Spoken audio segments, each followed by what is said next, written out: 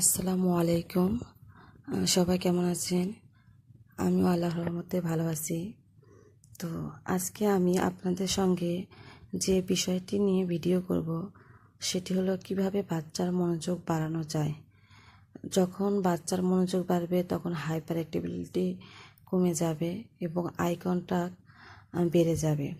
তো অ্যাটেনশন বা মনোযোগ বিষয়টি হলো এমন যে আপনি বাচ্চাকে ডাকতেছেন, বাচ্চা আপনার ডাকে সাড়া দিচ্ছে, আপনি কোথাও যেতে বলতেছেন, আপনি সেখানে যাচ্ছে, বা আপনি কোনো কিছু কাজ করতে বলতেছেন, ওই কাজটা করে দিচ্ছে।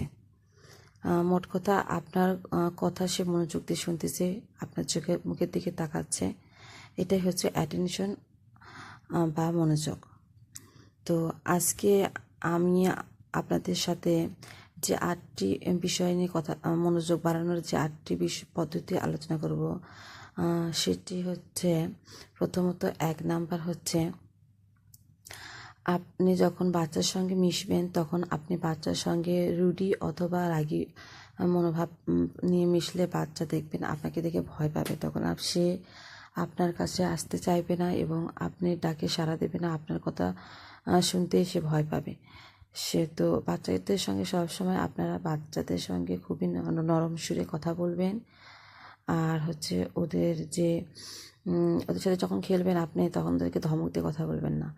ধমক দিয়ে কথা বললে ওরা কখনোই তার কথা শোনে না বা তার সাথে সময় কাটাতে চায় না।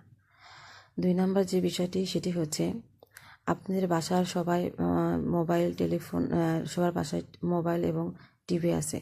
তো অনেক বাচ্চারা আসে মোবাইল এবং টিভিতে আসক্ত হওয়ার কারণেও কোনো কথায় মনোযোগ দেয় না অথবা কেউ ডাকলে সাড়া দেয় না, এবং যার জন্য করে অনেক বাচ্চার কথা বলতে দেরি হয় বা আদার্স যে বেবির যে ডেভেলপমেন্টের বিষয়গুলো আছে এগুলো এর সাথে জড়িত থাকে। তো আপনারা প্রথমে বাচ্চাকে মোবাইল এবং টিভি থেকে আসক্ত ছাড়াইতে চাইলে আপনারা বাবা মা নিজে এবং পরিবারের যে মানে সদস্য আছে সবাইকে বাচ্চার সামনে থেকে মোবাইল এবং টিভি ব্যবহার করা দূরে থাকতে হবে। তখন বাচ্চা অটোমেটিকলি সে শিখতে পারবে। তো আগে বাচ্চাকে কোনো কিছু শেখানোর আগে আপনাকে সেটা নিজে মানতে হবে।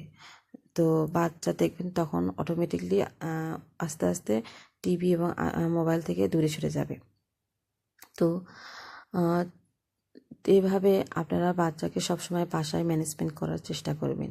3 নম্বর যে বিষয়টি আমি বলবো সেটি হচ্ছে আপনি বাচ্চাকে যেটা করাতে চাচ্ছেন, আপনি যেটা করাতে চাচ্ছেন বাচ্চাকে দিয়ে, সেটা খেলনাই হোক বা যে কোনো কাজ, সেটা করার আগে আপনি নিজে সেটা বাচ্চার সামনে 2-3 বার করবেন। তখন দেখবেন বাচ্চা আপনার দেখে দেখে ওই কাজটা করার চেষ্টা করতেছে। তো সব সময় আপনারা বাচ্চাকে ছোটোবেলা থেকে ট্রিটমেন্ট করতে শুরু করবেন। ছোটোবেলা থেকে ট্রিটমেন্ট করলে দেখবেন সে তাড়াতাড়ি সুস্থ হয়ে যাচ্ছে। আপনারা বাচ্চাকে যত লেটে ট্রিটমেন্ট শুরু করবেন বাচ্চা তত অসুস্থ হয়ে যাবে। তো আপনাদের এই বিষয়টা মনোযোগ দিয়ে খেয়াল করতে হবে। বাচ্চাকে সবসময় থেরাপিস্ট বা কাজের লোক এদের ওপর নির্ভর করে রাখলে আপনার বাচ্চা কখনোই সুস্থ হবে না। তার শুধু বয়সই বেড়ে যাবে, কিন্তু সে দেখবেন নিজের কাজগুলো নিজে করতে পারতেছে না, প্রসাব পায়খানা কী এসবই বুঝতেছে না। তো বাচ্চাকে সুস্থ করে তুলতে হলে বাবা মায়ের ইম্পর্টেন্ট যে বিষয় সেটি হলো বাচ্চাকে সময় দিতে হবে, বাচ্চার সঙ্গে খেলাধুলা করতে হবে, বাচ্চাকে প্রচুর সময় দিতে হবে। বিশেষ করে স্পেশাল চাইল্ডদের তো অবশ্যই বেশি বেশি সময় দিতে হবে। তো 4 নম্বর যে বিষয়টি বলবো সেটি হচ্ছে আপনি বাসায় থাকা 2টো গ্লাস নেবেন, একটা গ্লাসে পানি ভরাবেন এবং আরেকটা গ্লাসে ফাঁকা রাখবেন। আপনি যে গ্লাসটা ফাঁকা ওই গ্লাসে আপনি নিজে আগে পানি ঢালবেন।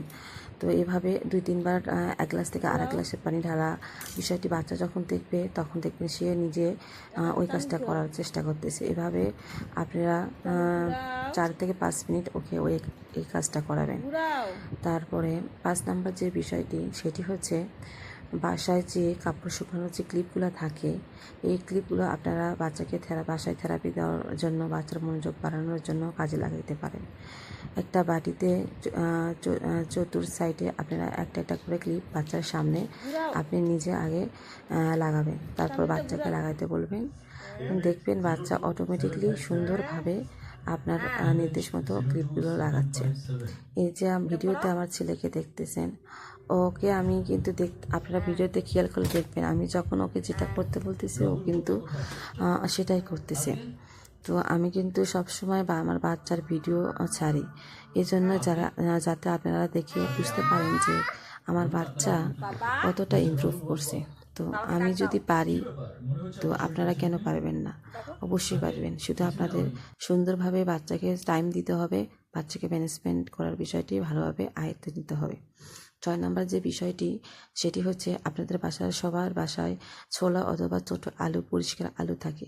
এই আলুগুলো নিয়ে আপনারা মেঝেতে ছড়াই দেবেন এবং বাচ্চাকে বলবেন একটা একটা করে বা কোনো বাটিতে অথবা কোনো একটা পাতিলে রাখতে বলবেন। দেখবেন এতেও বাচ্চারা অনেকটা মনোযোগ হবে। বাচ্চার সঙ্গে আপনারা বাচ্চার যে 7 নম্বর যে বিষয়টি, সেটি হলো আপনারা হচ্ছে বাসায় যে খেলনা বাচ্চার খুব পছন্দ, বিশেষ করে বাচ্চারা কিন্তু হাঁস, মুরগি, গরু, ছাগল এই ধরনের যে খেলনা আছে, স্পেশাল চাইল্ড অটিজম, ADHD এই বেবিগুলা এই খেলনাগুলো দিয়ে খেলতে বেশি পছন্দ করে। তো বাচ্চা যে খেলনা পছন্দ করে আপনারা সবসময় চেষ্টা করবেন সেই খেলনা দিয়ে বাচ্চার সঙ্গে খেলানো। এবং যখনই বাইরে যাবেন তখনই আপনি বাচ্চাকে দেখবেন, বাচ্চা কিন্তু তখন মনটা অনেক ফ্রেশ থাকে। তখন বাইরে যে গাড়িগুলো আছে তখন ওই গাড়িগুলো দিকে নখ দিয়ে আপনি বাচ্চাকে বলবেন যে বাবা দেখো গাড়ি গাড়ি, কত সুন্দর গাড়ি গাড়ি। তখন দেখবেন বাচ্চা অটোমেটিকলি বাড়ির দিকে তাকাচ্ছে। তো এভাবে আপনারা 8 নম্বর যে বিষয়টি, সেটি হচ্ছে আমাদের বাসায় সবাই বাবলস থাকে। তো আর না থাকলেও আপনারা অবশ্যই বাবলস সংগ্রহ করবেন।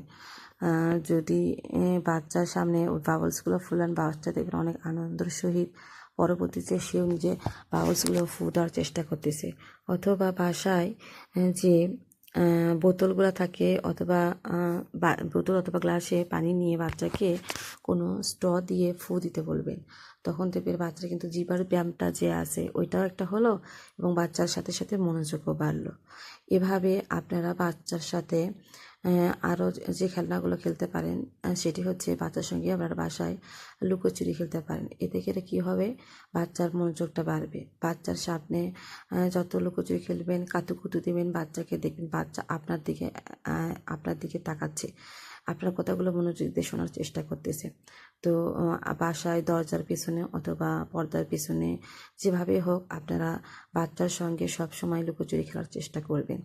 এবং পাশাপাশি আরও যে বাচ্চা কাচ্চা থাকে ওদের সঙ্গে বাচ্চাকে মেশার সুযোগ করে দেবেন। এতে করে বাচ্চা তাড়াতাড়ি দেখবেন দ্রুত সুস্থ হচ্ছে। বাসায় যদি আপনারা বাবা মা বাচ্চাকে নির্দিষ্টভাবে সময় না দেন, বাচ্চা কিন্তু মানে যেটাই বলেন attention, hyper activity, eye contact কোনো কিছুতেই কিন্তু বাচ্চার ডেভেলপ হবে না। আপনাকে কাজের লোক, থেরাপিস্টের উপর নির্ভর করে থাকলে আপনার বাচ্চা তত আরও অসুস্থ হয়ে যাবে। আপনাকে তাদের পাশাপাশি আপনার নিজেকে বেশি সময় দিতে হবে, কারণ বাচ্চাকে সুস্থ করার দায়িত্ব হচ্ছে আপনার। তাই আমি চাইবো যে আপনারা সবসময় বাচ্চার জন্য একটা নির্দিষ্ট পরিমাণ সময় রাখবেন এবং বাচ্চার সঙ্গে বাসায় প্রচুর সময় দেবেন, খেলাধুলা করবেন, সবসময় হাসি মুখে থাকবেন। বাচ্চা যদি রাগ করে তখন বাচ্চাকে বলবেন বাবা আসো, আদর করে দেই, ভালোবাসা দেই, এভাবে বাচ্চাকে ডাকবেন। দেখবেন আমার বিশ্বাস আপনার বাচ্চা আপনার কাছে আসবে এবং আপনার কথা শুনতে সে বাধ্য। ভিডিওতে আপনারা দেখলেন, বারবার দেখতেই পাচ্ছেন আমি কিন্তু বাচ্চাকে কমান্ড করতেছি, সে অনুযায়ী আমার বাচ্চা কিন্তু কাজ করতেছে। তো সবাই আমার জন্য দোয়া করবেন এবং আমার বাচ্চার জন্য দোয়া করবেন, যাতে আমার বাচ্চা আরও তাড়াতাড়ি স্যান্ডউইচ বলা শিখতে পারে। আপনাদের সবার বাচ্চার জন্য আমার শুভকামনা। সবাই সবসময় ভালো থাকবেন এবং আমার চ্যানেলকে যদি আমার ভিডিওগুলো যদি আপনাদের কাজে লাগে বা ভালো লাগে, অবশ্যই আমার চ্যানেলকে লাইক এবং সাবস্ক্রাইব দিয়ে পাশে থাকবেন। সবসময় আপনাদের জন্য দোয়া। আল্লাহ হাফেজ, আসসালামু আলাইকুম।